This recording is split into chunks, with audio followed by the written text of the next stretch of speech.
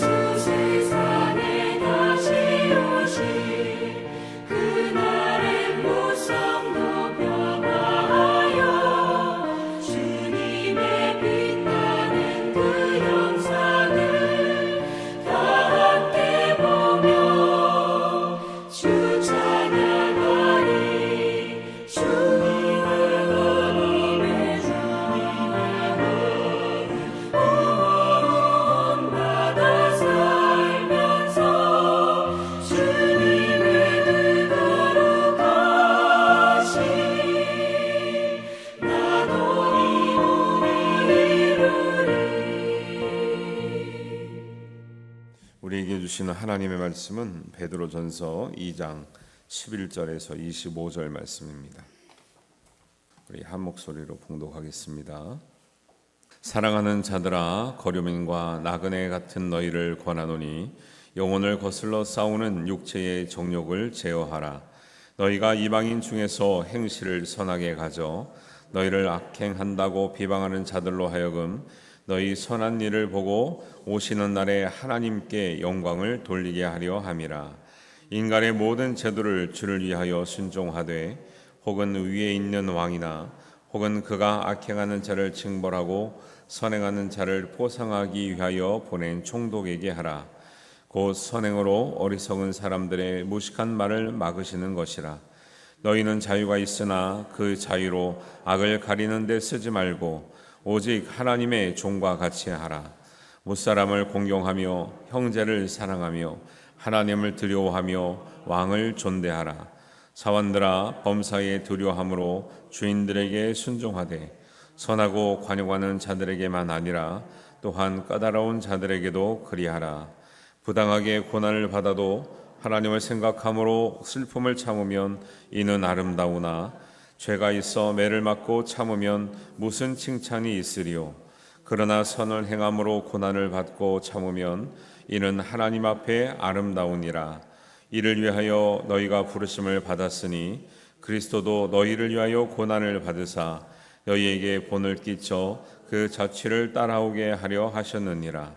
그는 죄를 범하지 아니하시고 그 입에 거짓도 없으시며 욕을 당하시되 맞대어 욕하지 아니하시고 고난을 당하시되 위협하지 아니하시고 오직 공의로 심판하시는 이에게 부탁하시며 친히 나무에 달려 그 몸으로 우리 죄를 담당하셨으니 이는 우리로 죄에 대하여 죽고 의에 대하여 살게 하려 하심이라.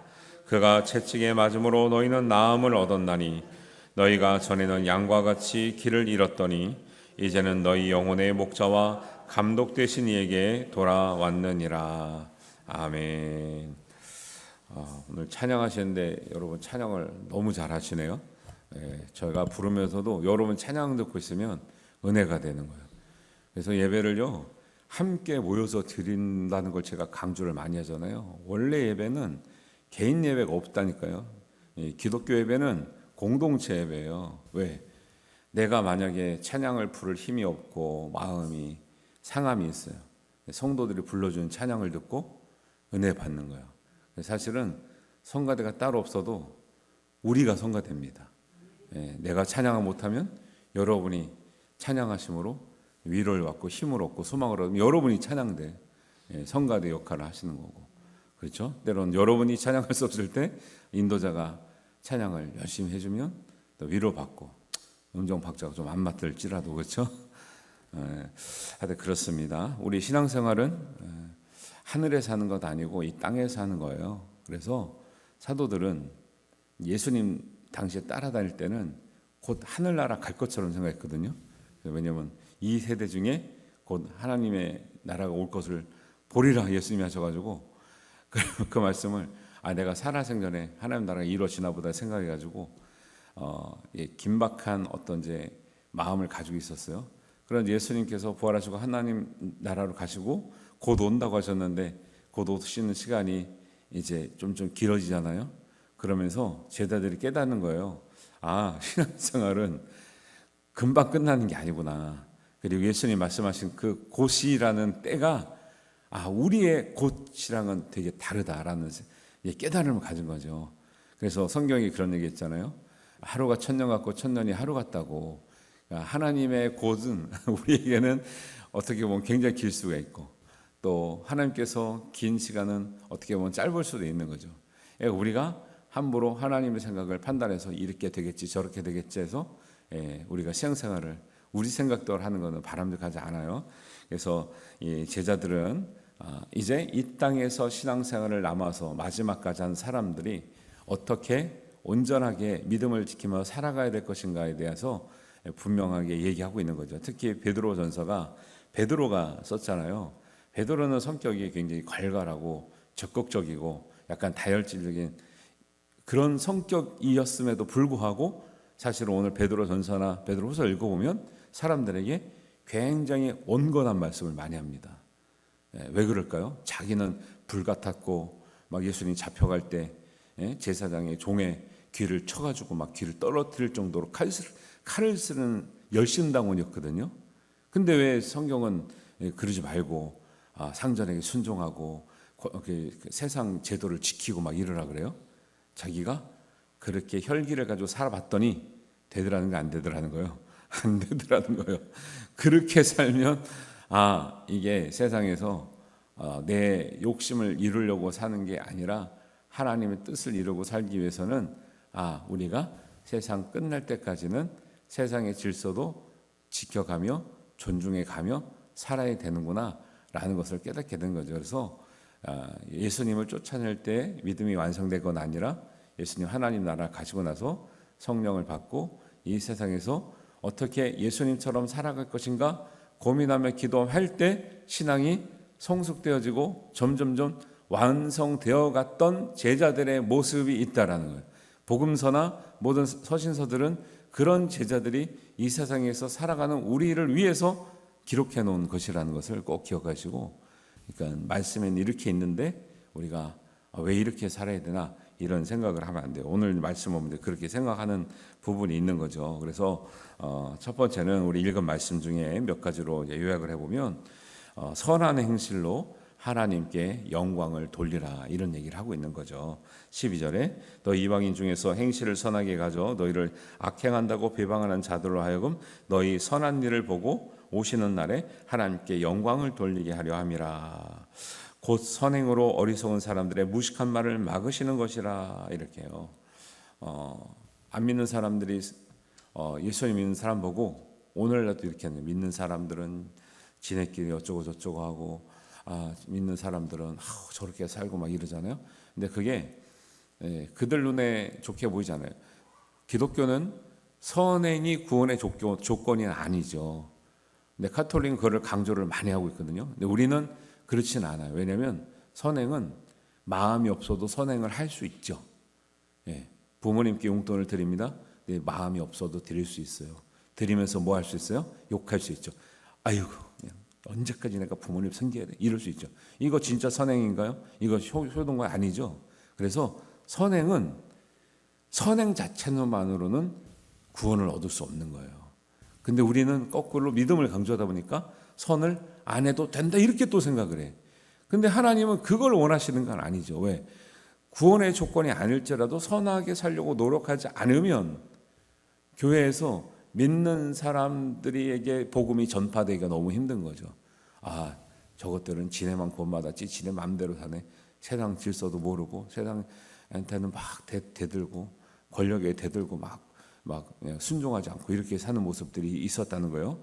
그래서 우리가 잘 알아야 할 것은 구원의 조건이어서가 아니라 하나님의 영광을 드러나기 위해서 믿음을 가진 사람들은 선하게 선행을 행하며 마땅히 살아야 될 줄로 믿습니다. 그런 것들을 우리가 잘 지키는 게 중요한 거죠.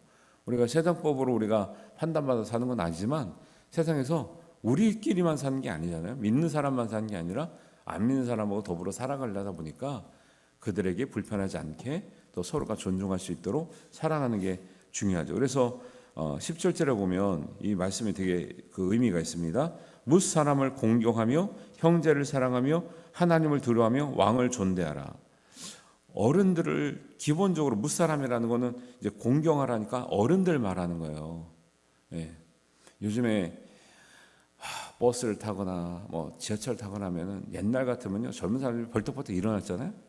요즘에 일어나지 않는다는 거예요. 젊은 사람들이 임산부가 타도 가만히 앉아 있고 눈을 감는다는 거. 젊은 애들도 노인들이 타도 그러니까 노인들이 참 아이러니한 게 뭔지 아세요? 지하철을 타면 여기는 지하철 없지만 지하철 타면 노인석이 있잖아요. 노약자석이 있어요. 거기 외에는 노인들이 앉을 데가 없어요. 아주 안타까운 모습이에요. 그러니까 젊은 사람이 뭐라고 생각하면 노인들은 저쪽으로 가라는 거예요. 저기 노약자석이 있는데 왜 여기 와서 피해를 주냐는 거예요. 이렇게 각박해졌다니까 우리 사회가요. 참 이거 심란해. 여전히 다 일어나고 하시는 분들이 많이 있지만 분위기가 그래요.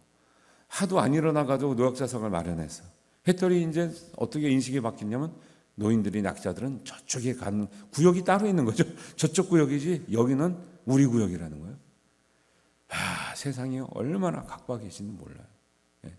성경에 뭐래요? 기본적으로 신앙은 어른들을 존중하는 것이다. 어른들을 공경하는 것이라는 거예요. 이게 사라지잖아요. 아무리 예를 들면은 우리가 세상의 질서보다 하나님의 질서, 법이 더 우선하더라도 하나님 질서가 기본적인 인간의 도리를 무시하고 하는 경우는 하나도 없다라는 거예요. 무사람을 공경하라, 어른들을 공경하라는 거죠. 그리고 형제를 사랑하라, 이웃을 사랑하라는 거예요. 이웃들끼리 요즘에 얼굴도 모르고 산다 그러잖아요. 또 하나님을 경외하는 것, 두려워하는 건 마땅하고요. 그다음에 왕을 존대하라. 보세요. 정치적 이념을 떠나서요. 우리나라 예를 들면 대통령들이 존대받는 대통령들이 없잖아요. 역대적으로 한 번도 없었어요. 지나면 다 끌어내리고 지나면 다 욕하고 현직에 있어도 그냥 존중하는 느낌이 하나도 없잖아요. 그러다 보니까 뭐예요? 그러면 더 정의로운 나라가 이루어지느냐? 계속 뭐 하고 있죠? 국민들이 갈등하고 싸우고 서로 정쟁하고 끌어내리고 생각이 틀리면 서로 욕하고 이게 뭐예요? 지금 정말 이게 좋은 나라로 가고 있는가 생각해 보자는 거죠. 정말 부정부패 비리 막 이런 아주 진짜 법적으로 문제되는 게 아니면 서로 존중해 줘야 되는 마음들이 있어야 교회도 잘 되고 가정도 잘 되고 국민들이 편안한 거죠. 이게 안 되니까 뭐요? 이게 그냥 막 무너지는 게 너무 많으니까 베드로가 보니까 세상 질서를 우리가 존중하며 살아갈 때 믿는 사람이나 안 믿는 사람이나 평안하면서 복음도 전하고 그들 하나님께로 돌아오는 일들이 오히려 잘 보인다는 거죠. 서로 물고 뜯고 하면서 복음이 전파되는 게 아니라 서로 사랑할 때 전파가 되는 거라는 거죠. 이런 얘기를 하고 있는 거죠. 그 다음에 이런 차원에서 18절에 보면 주인에게 순종하는데 어떤 사람도 그래요. 주인이 내 마음에 안 맞는다. 그러면 막 일자리 그만두고 그런다잖아요. 그러니까 이제 젊은 사람들 요즘에 그래서 젊은 사람 구하기가 어렵고 젊은 사람은 갈 데가 없다 그래요. 근데 18절에 보면 베드로는 어떻게 권면하고 있냐면 주인에게 순종하되 까다로운 주인이 있어도 기본적으로 순종을 해주라는 거예요. 그러니까 어떤 사람들은 그리고 뭐 기업을 하시나 장사를 하시는 분들은요 일할 사람을 구하기 어렵다 그래요. 근데 일하는 특히 젊은 사람들이 일할 사람은 갈 데가 없다 그러죠. 또 이런 갈등이 있는 거예요. 서로 갈 데가 없고 서로 사람이 없대. 근데 뭐요? 일할 사람이 없어서 더 고생하잖아요. 젊은 사람은 갈 데가 없다고 하지만 근데 기본적으로 왜 그런 게 생기냐? 까다로운 주인에게 기본적으로 참아가며 일하는 것이 사람의 도리다. 그렇게 때로는 억울하지만 그렇게 성실함으로 참아가며 일할 때 하나님 영광이 드러나고 우리에게도 그것이 반드시 복이 되어 돌아온다라고 말하는 거죠. 믿는 사람들은 이 하늘에서 생활하는 게 아니기 때문에 이 세상에서 사람들과 더불어 생활합니다. 그러면 사람들에게도 도움이 되고 나에게도 유익이 되려면 어느 정도는 우리가 인내하고 참고 순종하며 살아가는 것이 질서의 당연한 본분이다라는 것을 이야기하고 있는 거죠. 아니면은 우리가 교회에서 정의를 외친다고 모든 불의한 것에 다 뭐 반항을 해라, 다 데모를 해라 이렇게 가르친다면요 뭐가 되겠어요? 교회 다니는 사람은 맨날 나가서 투쟁하고 교회 다니는 사람은 맨날 나가서 뭐 때려 부시고 있어야 되는 거죠. 그렇게 만들려고 정의를 가르치는 게 아니라는 거죠. 오히려 사람들이 참지 못하고 분노에 차서 이렇게 살아가지만 하나님의 영광을 위해서 우리가 참고 견디고 인내하며 사랑할 때 하나님께서 더 큰 은혜로 역사하게 될 줄 믿습니다. 교회는 이런 걸 가르치는 거예요. 부당해서 다 때려 부시고 뒤집어 엎으라는 게 아니라 때로는 우리가 인내하고 참고 그들은 싸우기 때문에 사랑을 잃어버리고 싸우기 때문에 순종을 잃어버렸지만 믿는 사람들은 부당하더라도 참고 견디며 사랑하며 어른을 공경하고 형제를 사랑하고 주인들을 존대할 때 거기서 아름다운 공동체가 또 탄생이 되는 거죠. 이런 것이 진정한 믿음이다. 왜요? 우리를 구원해 주신 그 예수님이 바로 그렇게 하셨다라는 거예요. 우리 영성은 영성이 있다 그러면 막 신비한 것만 경험한다고 영성이 아니라 가장 근본적인 영성은 예수님을 닮아가는 거죠. 예수님 어떻게 하셨는데요? 성경에 나오죠. 예수님은 욕을 당하시되 욕하지 아니하시고 고난을 당하시되 위협하지 않으시고 채찍에 맞으시되 채찍에 오히려 맞음으로 우리의 나음을 위해서 채찍에 맞았다는 거예요. 다 억울했는데 우리를 위해서 참으셨다는 거예요. 예수님을 닮아가는 거예요. 세상에서 억울한 일이 한두 가지입니까? 이 사실 집에서도 억울한 게 한두 가지가 아니죠. 교회에서도 억울한 게 있죠. 당연히 있죠. 사회 가면 말도 못하죠. 그러나 누구를 위해서 참으라는 거예요? 하나님의 영광을 위해서, 예수님을 위해서. 예수님도 우리를 대할 때 우리가 정당해서가 아니라 우리가 죄가 있음에도 불구하고, 예수님이 억울함에도 불구하고 우리를 구원시키기 위해서 참으시고 맞으셨으니 예수님을 따르는 사람들은 예수님처럼 살아가는 게 마땅하느니라 우리에게 말씀하고 가르쳐 주신 줄 믿습니다. 우리가 이 믿음을 가지지 않으면 세상을 변화시키는 게 어렵죠. 그래서 오늘 말씀도 너희가 전에는 양과 같이 길을 잃었더니 이제는 너희 영혼의 목자와 같이 감독 되신 이에게 돌아왔느니라 그래요. 21절에처럼 예수님께서 고난을 받으신 이유가 너희에게 본을 끼쳐 그 자취를 따라오게 하시려고 그렇게 하셨다고 말씀하고 있습니다. 우리가 정당해서가 순종하라는 게 아니에요. 때로는 우리가 부당하더라도 하나님 때문에, 예수님 때문에 참는 일로 통해서 하나님 영광을 받으시고 우리의 공동체, 우리의 사회가 더 아름답게 변화될 가능성이 있다는 것을 우리에게 말씀하셨습니다. 우리의 분량을, 믿음의 분량을 크게 하셔서 때로는 어렵더라도 인내하심으로, 또 존대하심으로, 순종하심으로, 또 우리의 제도를 존중하면서 우리의 아름다운 사회를 우리가 만들어가는 믿음의 역군들이라 생각하시고 그 길을 예수님이 가셨다라는 것 꼭 기억하시길 바랍니다. 그래서 우리가 어려움을 당해도 하나님께 순종할 때 하나님은 그 과정을 통해서 더 놀라운 일과 은혜스러운 일과 또 하나님의 위대한 일을 이루시는 은혜가 우리의 작은 순종을 통해서 이루어질 줄 믿습니다. 이 은혜가 우리와 함께 하시기를 주님의 이름으로 축원합니다.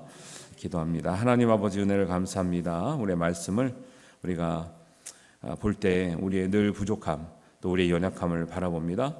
그러나 하나님의 뜻대로 우리가 살아내기 위해서 이 땅에 사는 동안에 하나님 정말 사람을 존중하고 또 제도를 존중하고 우리가 정말 우리의 죄가 아니면, 악이 아니면 우리가 견디고 순종하고 인내하여 더 아름다운 하나님의 선을 이루고 하나님의 덕을 이루고 하나님의 영광을 이루어내야 될 사명이 있는 줄 믿습니다. 예수님처럼 닮아가게 하시고 예수님처럼 아버지 하나님 인내함으로, 참으심으로, 고난당함으로 더 큰 위대한 구원의 역사를 이루어내는 주님의 제자들이 되게 하여 주시옵소서. 하나님께서 순종하고 인내할 때 아름다운 덕을 더 선포하게 하시며 아름다운 공동체를 세워주시고 일으켜줄 줄 믿습니다. 감사드리며 우리 주님 예수님의 이름으로 기도하옵나이다.